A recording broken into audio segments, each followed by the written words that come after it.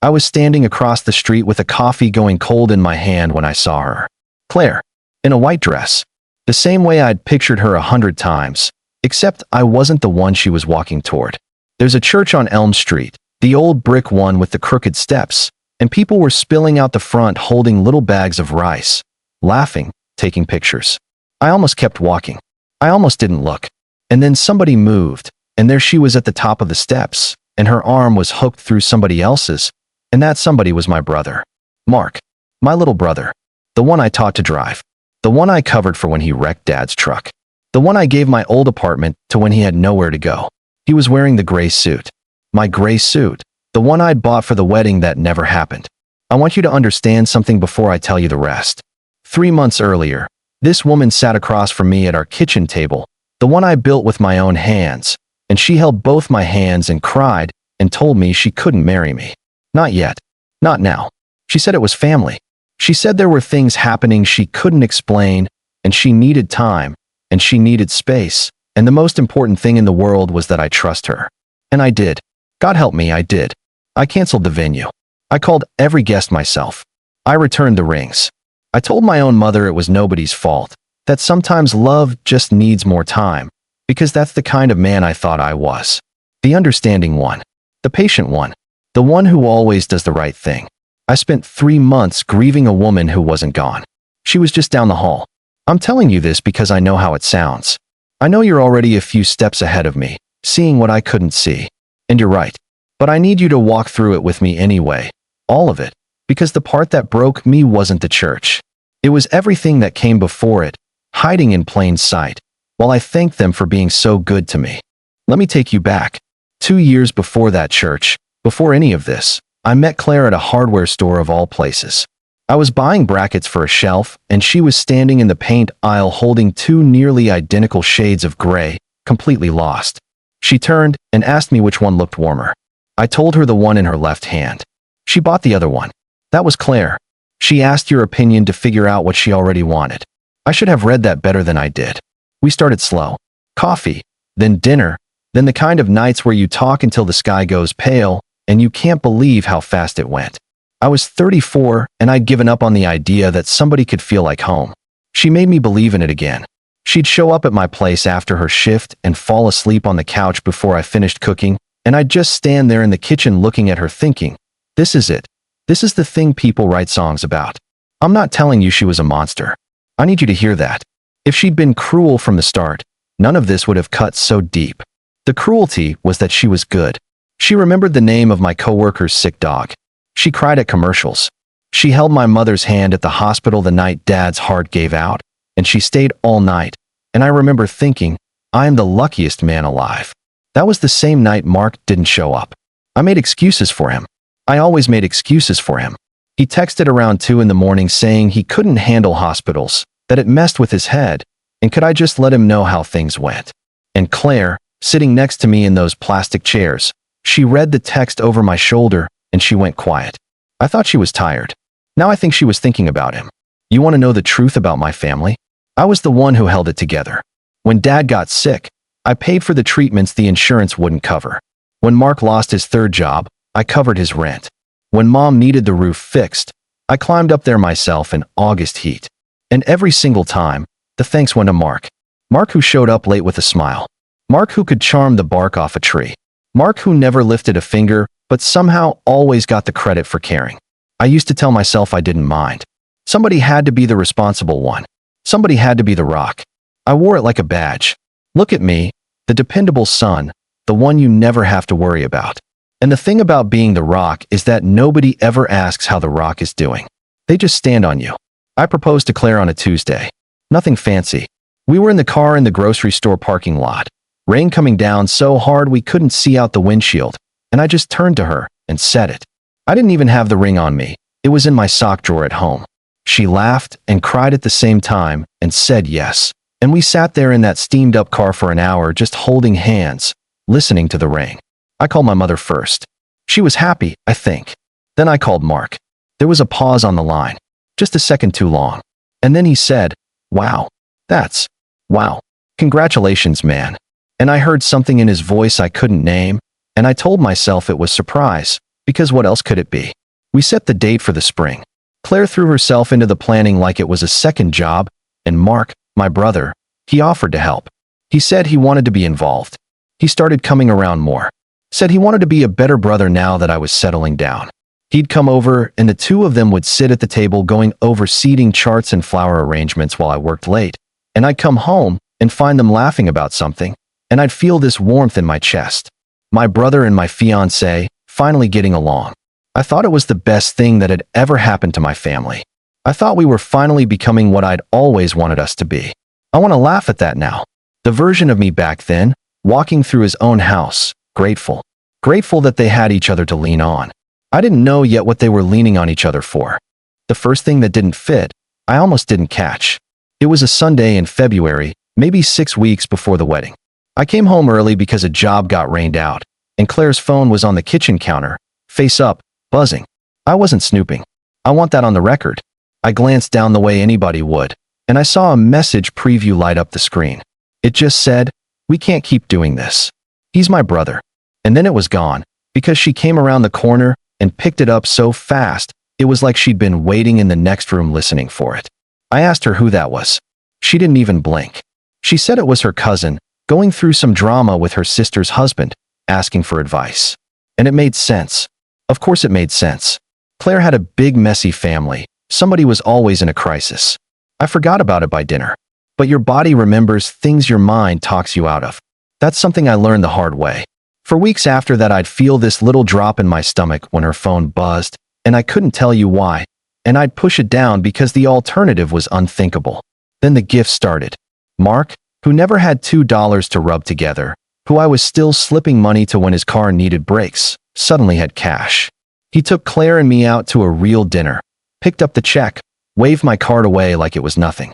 He bought Claire a bracelet for her birthday, this delicate gold thing, and when I raised an eyebrow, he laughed and said he'd been saving up, that she was about to be his sister and he wanted to do something nice. Claire wore it every day after that. She told me her grandmother gave it to her.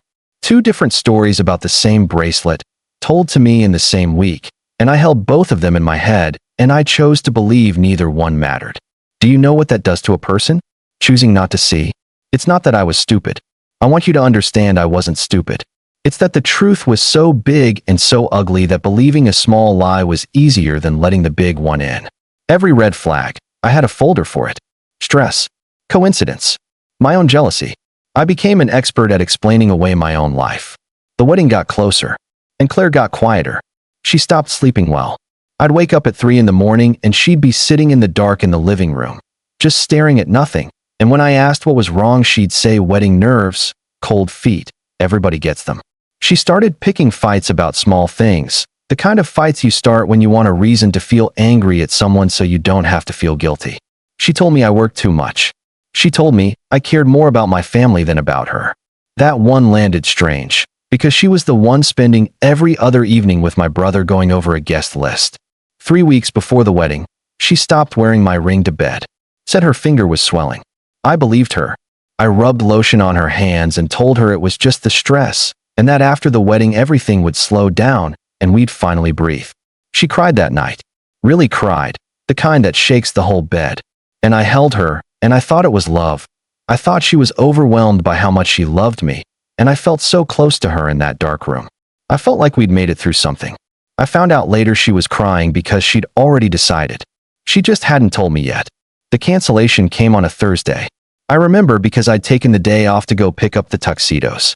I had the receipt in my pocket. She was sitting at the kitchen table when I got home, both hands flat on the wood, and she didn't look up, and I knew. Before she said a single word, I knew.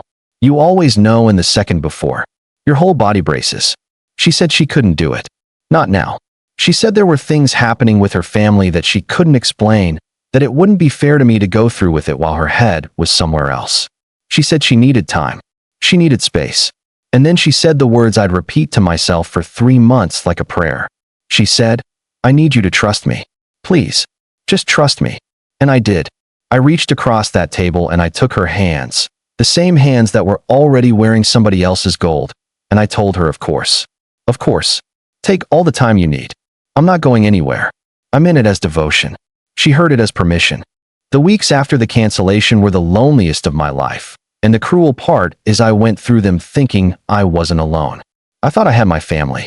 I called my mother the next morning to tell her. I'll never forget how she answered. She didn't say I'm sorry. She didn't ask if I was okay. She said, "Well, maybe it's for the best, honey. Quiet. Careful." Like she was reading from a script somebody handed her. I was so deep in my own grief, I didn't hear it for what it was. I thought she just didn't know what to say. Mothers don't always have the words. She knew. I understand that now. She already knew, and what I heard as awkwardness was a woman protecting the son she'd always protected. Mark called me that afternoon, and this is the part that still turns my stomach. He was so kind. He said he was so sorry, that he couldn't believe it, that Claire didn't deserve me, that I was the best man he knew. He came over with a six-pack, and we sat on my back steps, and he let me talk for 3 hours. He listened. He nodded. He told me I'd find someone who saw what he saw in me. At one point, he put his hand on my shoulder, and his eyes got wet, and he said, "You're my brother. I hate seeing you like this." I cried in front of him. I want you to sit with that. I cried on the shoulder of the man who was already planning to take her, and he held me, and he comforted me, and 3 months later, he wore my suit to marry her. I have tried to understand what kind of person does that. I still can't. The cheating I can almost wrap my head around. People are weak, hearts are messy, I get it. But to sit beside a grieving man and play the role of his comfort while you're the cause of his grief, that's a different thing. That's not weakness. That's a decision you make over and over, every hour, every visit, choosing the lie because it's working. For about 6 weeks, I genuinely tried to move on. I threw myself into work. I took every job I could, came home exhausted on purpose so I wouldn't have to feel the empty side of the bed. I started running in the mornings. I told myself I was healing, but the small things kept catching on me like thorns. Like how Claire never asked for her stuff back. A woman who leaves you usually wants her things, her clothes, the little box of her grandmother's letters she kept in my closet. But Claire never came. It was like she didn't need to retrieve anything because she hadn't really gone far. Like how Mark stopped coming around. After all those visits, all that brotherly concern, he just evaporated. Too busy, he said. Work. I figured he was giving me room. Now I know he couldn't look at me anymore, not because of guilt, but because the closer the wedding got, the harder it was to keep the two lives from touching. Like how my mother's phone would go to voicemail every Sunday, the one day we always talked. For 2 months, my mother, who used to call me if I was 10 minutes late getting home, suddenly couldn't find time for her grieving son. I started to feel like I was standing in a room where everyone had stopped making eye contact with me. The thing that finally cracked it open was so ordinary. It was a dentist's office. My mother's dentist called my phone by mistake, looking to confirm an appointment, because for years I'd been the one who drove her and my number was still in the file. The receptionist, chatty, friendly, said, "Oh, and will you be bringing her to the family event this weekend too?" She mentioned she'd be busy Saturday. I said, "What event?" There was a little pause, the kind people make when they realize they've stepped somewhere they shouldn't. She said, "Oh," she must have been mistaken, and got off the phone fast. But it was in me now. Saturday. A family event. My family. That nobody had told me about. I sat in my truck in the parking lot for a long time. And for the first time in 3 months, I stopped explaining things away. I stopped reaching for the innocent version. I let myself ask the question I'd been swallowing since that message lit up on her phone in February. What if they're all in it together? And the moment I let that question exist, 100 small things I'd filed away rose up at once and started pointing in the same direction. I'm not a detective. I'm a guy who builds decks and fixes fences. But that night I sat down at my kitchen table, the one she'd cried at, and I started writing things down. Dates, messages, the bracelet, the dinner, the way my mother said maybe it's for the best. I wasn't grieving anymore. I was awake, and I was about to find out exactly what Saturday was. I want to tell you I did something clever. I didn't. I did the oldest, saddest thing in the world. I drove to where the answer was. The dentist receptionist said Saturday. So that Saturday I got in my truck and I went to the one place a family event would happen, my mother's house. The house I'd put a new roof on, and I parked down the block where the big oak hides the cars. I told myself I just wanted to see. I didn't have a plan. I just couldn't keep living inside a question. There were cars everywhere. My aunt's minivan. My cousin's truck. A car I didn't recognize, a nice one, the kind Mark suddenly drove now. The driveway I'd repaved was full of people I shared blood with. and there were balloons tied to the mailbox. White and gold balloons. And then the front door opened, and Claire walked out onto my mother's porch carrying a tray, laughing at something, comfortable, at home, and my mother came out behind her and put a hand on her back the way she used to put a hand on mine, and somebody called out, and Claire turned and answered to the name like she'd been answering to it for months. It was an engagement party for my brother and the woman I almost married, in my mother's house.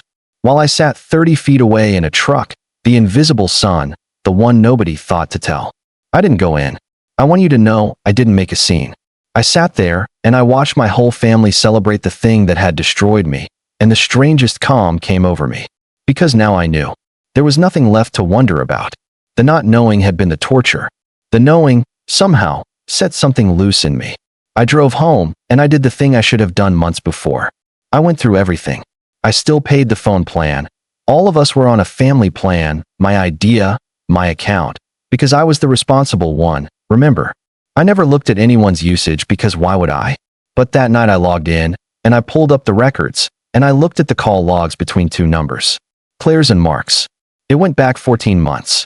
14 months. Calls almost every day. Hour-long calls at 2, 3 in the morning, the same nights Claire told me she couldn't sleep and sat in the dark living room. Calls during my father's funeral. A call the morning she said yes to me in that rainy parking lot. A 40-minute call to my brother an hour before I got home with the ring. I sat there and I scrolled, and I felt the floor of my life give way, plank by plank. The cancellation wasn't the betrayal. The cancellation was the moment they got tired of hiding it. The whole relationship, my whole engagement, had a second engagement running underneath it the entire time, in the dark, in the small hours, in the space I left open every time I went to work to pay for the life I thought we were building. The family reasons she gave me weren't a lie. Not exactly. That's what made it so vicious. It was family. It was the most family thing imaginable. She left me for the family. She just traded one brother for the other and kept everything else, the mother, the house, the holidays, the whole world I'd built, and pushed me out the side door so quietly I helped carry my own boxes. I thought about the bracelet. Grandmother's bracelet, Claire said. Mark saved up for it, Mark said. I knew now which one was the lie. He'd given her a gift in front of my face, and she'd worn it every day, a little gold secret on her wrist, and I'd rubbed lotion on those same hands and told her everything would be okay after the wedding. You want to know what the worst part was? It wasn't betrayal. I could survive betrayal. It was the planning. The patience. The two of them, over more than a year, deciding piece by piece to do this to me, and then performing love and grief and brotherhood right to my face while they did it. My brother holding me while I cried. My mother saying maybe it's for the best. Claire taking my hands and begging me to trust her. That's not something that happens to you.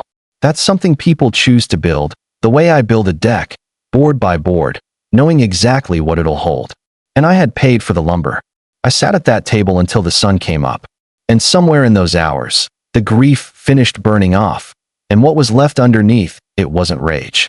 It was clarity. Cold and clean and final. I knew exactly what I was going to do. And it wasn't going to be loud. The next morning I did something that probably sounds strange. I went to work. I had a fence to finish for a family across town, an older couple, and I showed up at 7 like always, and I dug the post holes and I mixed the concrete, and I let the work hold me the way it always had. But something was different in me now. Every board I set straight, every line I made level. I kept thinking, this is what I do. I make things solid. I make things that hold. And those people, my people, they took the most solid thing I ever built and they hollowed it out from the inside while I smiled. I wasn't going to scream at them. I'd figured that out around 4 in the morning. Screaming is what they'd expect, and honestly, it's what they'd want, because a man losing his mind is a man they can talk about. Poor Daniel, he took it so hard. He wasn't well, you know how he gets. They'd already written that story for me. I could feel the shape of it. The bitter brother. The one who couldn't be happy for them. They needed me to fall apart, so they could feel like the cancellation was justified all along. So I decided I wasn't going to give them the scene. But I wasn't going to disappear quietly either. There was one thing I needed to do first, and it wasn't revenge. It was a conversation. One. With the one person who I thought, deep down, might still owe me the truth to my face. I called my mother. I asked her to lunch, just the two of us, like we used to. There was a pause on the line, That same careful pause I'd been hearing for months without understanding it. Then she said yes, a little too brightly. We met at a diner we'd been going to since I was a kid. She ordered the same thing she always ordered. She talked about the weather, about my aunt's hip, about anything and everything, filling the air so there'd be no room for the real thing. And I let her. I just watched her, this woman who raised me, who I'd carried on my back for 20 years, and I waited until she ran out of small talk. Then I said, quietly, I know about Mark and Claire. I know about the party. I know how long it's been going on. She put her fork down, and for one single second, I saw something cross her face that I think was shame. But it passed. It passed so fast. And what replaced it was worse. She got defensive. She said, now don't you start. Don't you come in here and make this ugly. She said Mark and Claire had found something real, and who was anybody to stand in the way of love? She said these things happen, that hearts don't follow rules, that I was a grown man and I needed to accept it and stop sulking. I asked her one question. I asked, why didn't anyone tell me? And she looked at me, my own mother, and she said the thing that finally let me go. She said, because we knew you'd make it difficult. You always make everything about you, Daniel. We just wanted everyone to be happy. Everyone. Everyone except the man sitting across from her. The man who paid for the roof over the party. The man who buried his father almost alone because his brother couldn't handle hospitals. I had spent my entire life being the one who made things easy for everybody. And at the one moment I needed someone in my corner, the verdict came back that I was the difficult one. That my pain was an inconvenience to other people's happiness. I didn't yell. I want you to know that. Something in me had already moved past the place where yelling lives. I just looked at her for a long moment, and I saw her clearly, maybe for the first time. Not as my mother. As a person who had made a choice. She chose the easy son. She always had. She chose the one who charmed and took, over the one who showed up and gave. Because the one who gives will always give anyway. You never have to fight to keep the rock. The rock isn't going anywhere. Except I was. I put money on the table for both our meals, because of course I did, force of habit, the responsible one to the very end. And then I stopped, and I picked my $5 back up off the table, and I left hers there, and I said, you can get your own this time. It was such a small thing. $5. But it was the first time in my whole life I'd ever let her pay for herself. I walked out of that diner into the parking lot, and I stood by my truck and I breathed, and the strangest thing happened. I didn't feel empty. I felt lighter. Like I'd been carrying a backpack full of stones for 30 years, and somebody finally told me I was allowed to set it down. I drove home and I started making a list. Not a list of revenge. A list of everything in my life that was load-bearing for other people and crushing for me. And there was a lot on it. More than I expected. The next part of this story isn't about them anymore. It's about what I took apart, and what I finally let myself build instead. The weeks after the cancellation were the loneliest of my life, and the cruel part is I went through them thinking I wasn't alone. I thought I had my family. I called my mother the next morning to tell her. I'll never forget how she answered. She didn't say I'm sorry. She didn't ask if I was okay. She said, well, maybe it's for the best, honey. Quiet. Careful, like she was reading from a script somebody handed her. I was so deep in my own grief, I didn't hear it for what it was. I thought she just didn't know what to say. Mothers don't always have the words. She knew. I understand that now. She already knew, and what I heard as awkwardness was a woman protecting the son she'd always protected. Mark called me that afternoon, and this is the part that still turns my stomach. He was so kind. He said he was so sorry, that he couldn't believe it, that Claire didn't deserve me, that I was the best man he knew. He came over with a six-pack and we sat on my back steps, and he let me talk for 3 hours. He listened. He nodded. He told me I'd find someone who saw what he saw in me. At one point he put his hand on my shoulder and his eyes got wet, and he said, "You're my brother. I hate seeing you like this." I cried in front of him. I want you to sit with that. I cried on the shoulder of the man who was already planning to take her, and he held me, and he comforted me. And 3 months later, he wore my suit to marry her. I have tried to understand what kind of person does that. I still can't. The cheating I can almost wrap my head around. People are weak, hearts are messy, I get it. But to sit beside a grieving man and play the role of his comfort while you're the cause of his grief, that's a different thing. That's not weakness. That's a decision you make over and over, every hour, every visit, choosing the lie because it's working. For about 6 weeks, I genuinely tried to move on. I threw myself into work. I took every job I could, came home exhausted on purpose so I wouldn't have to feel the empty side of the bed. I started running in the mornings. I told myself I was healing, but the small things kept catching on me like thorns. Like how Claire never asked for her stuff back.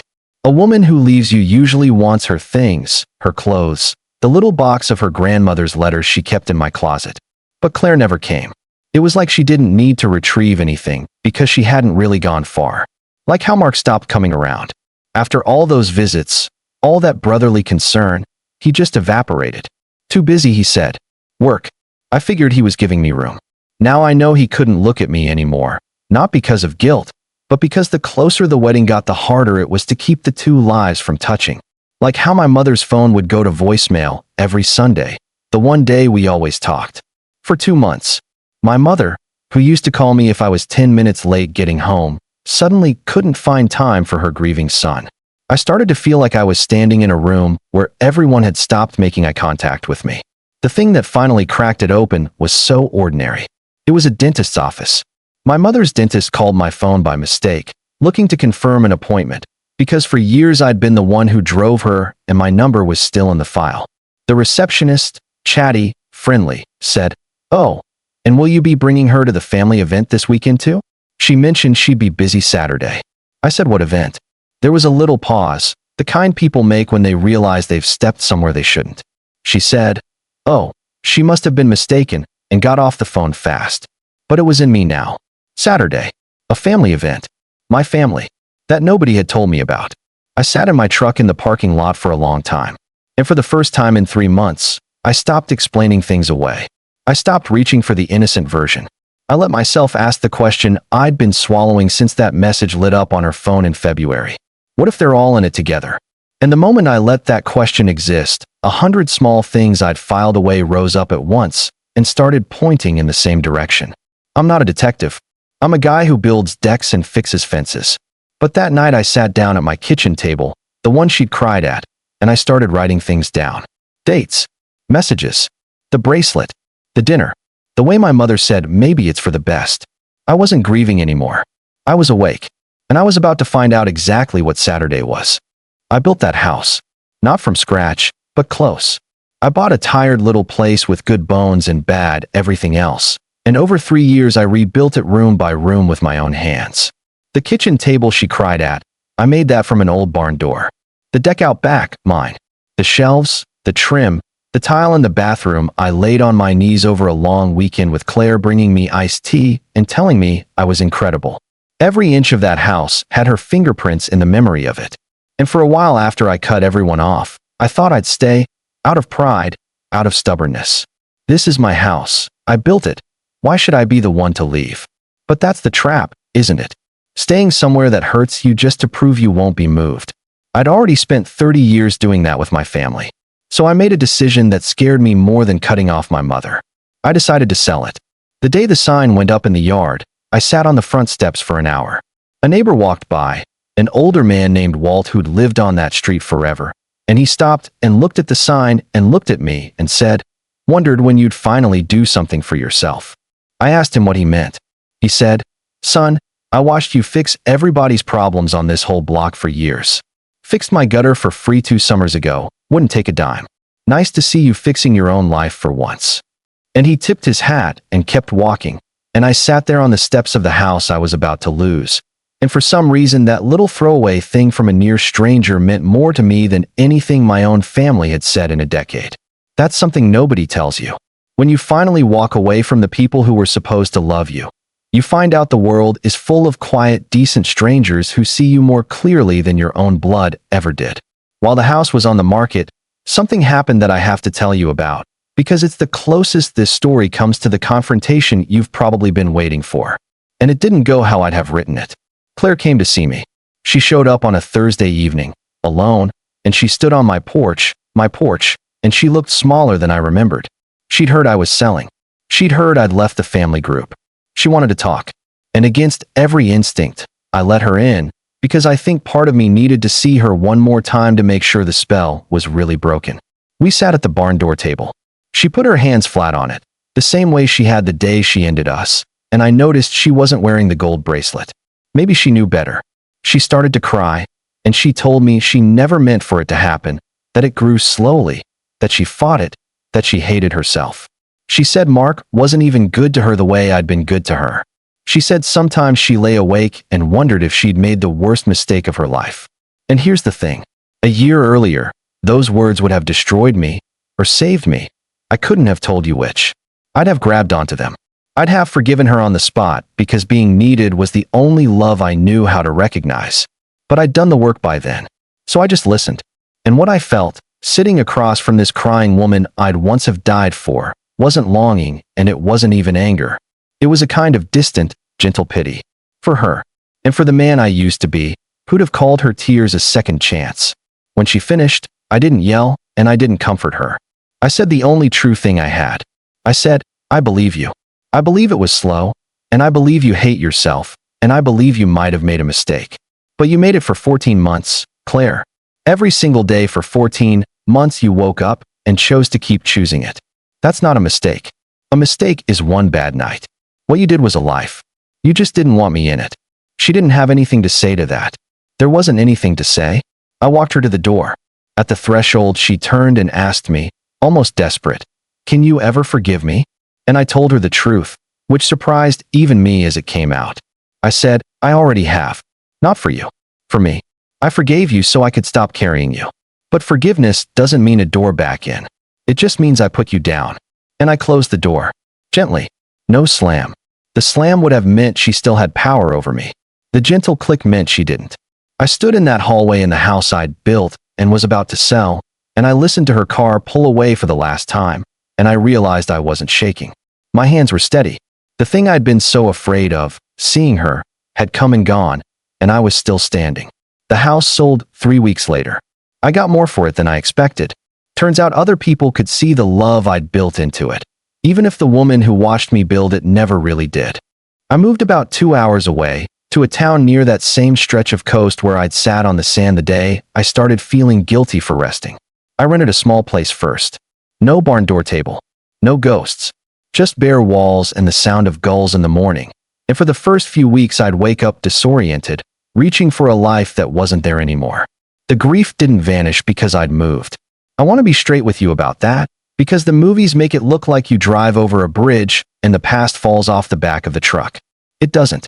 I'd be fine for 3 days, and then I'd smell a certain cologne in a hardware store, and it'd be Mark, and the whole thing would knock the wind out of me right there in aisle 6. I'd see a couple getting married at the courthouse and have to walk the other way. Healing isn't a straight line. It's a spiral. You keep passing the same wounds, just from a little higher up each time. But slowly, the good days started outnumbering the bad ones. I found work fast, because good hands always find work. I started doing carpentry for people up and down the coast, and word got around the way it does in small towns. That guy's honest. That guy shows up. That guy does it right. I built a deck for a woman named Eleanor who ran a little bakery, and she paid me in money and in cinnamon rolls and in conversation, and somewhere in the 3rd week of that job, I realized I was laughing again. Really laughing, not the polite version. I'm not going to sit here and tell you Eleanor and I rode off into the sunset. This isn't that kind of story, and I don't trust the kind of story where the answer to one woman is just another woman. We became friends. Real ones. She'd lost her husband years back, and she understood grief the way you only can when you've lived in it, and she never once tried to fix me or rush me. She just made room. Do you know how rare that is? Somebody who makes room for your pain without needing you to hurry up and be okay so they can feel comfortable again. That's what I'd never had. Not from Claire. Not from my mother. Not from anyone in that whole family I'd carried. I'd spent my life making room for everyone else's everything, and I'd never once met a person who made room for me. And here was a baker with flour on her apron doing it without being asked. I started to understand that I hadn't just lost a fiancé and a brother and a mother. I'd lost a role. The role of the strong one. The fixer. The reliable son. And the terrifying, liberating truth was that the role had never been me. It was a costume I'd been handed so young I thought it was my skin. Underneath it, there was just a man. A man who liked the ocean in the morning and good coffee and the particular quiet of a finished job at sunset. A man who, it turned out, was decent and funny and worth knowing for reasons that had nothing to do with what he could carry for you. I heard things, now and then. You always do. Somebody from the old neighborhood messaged me to say the marriage was already strained, that Mark had lost another job, that money was tight, that my mother was complaining to anyone who'd listen about how nobody helped her with the house anymore. And I waited to feel something. Triumph, maybe. Vindication. I didn't feel much at all. That surprised me. I think I expected to be hungry for their downfall, and instead I just felt the way you feel hearing weather news about a town you used to live in. Mildly interested. No longer mine. Because here's what they never understood, all of them. They thought they'd won something. They thought they got the prize and left me with nothing. But what they got was each other, and the bill for everything I used to silently pay. The roof with nobody to fix it. The problems with nobody to absorb them.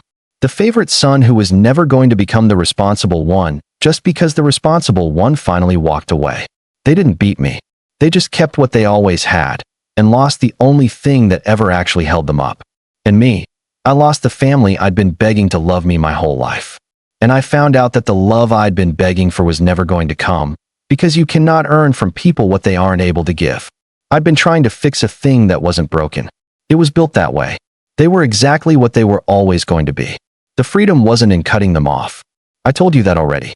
The freedom was in finally stopping the begging, in setting down a 30-year hope that they'd one day see me, and accepting that they wouldn't, and learning, slowly, on a stretch of coast 2 hours from everything I'd known, that I could see myself instead.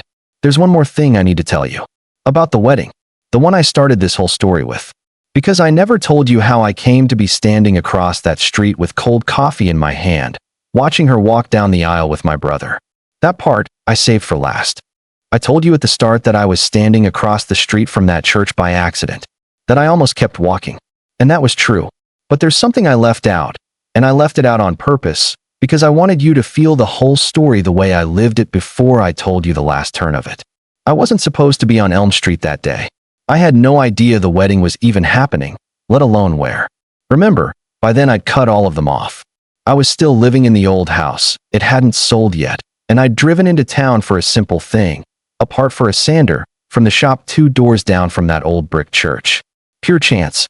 The universe has a cruel sense of timing. So when I looked up and saw Claire in white on my brother's arm, it wasn't the climax of my story. It was the beginning of my waking up.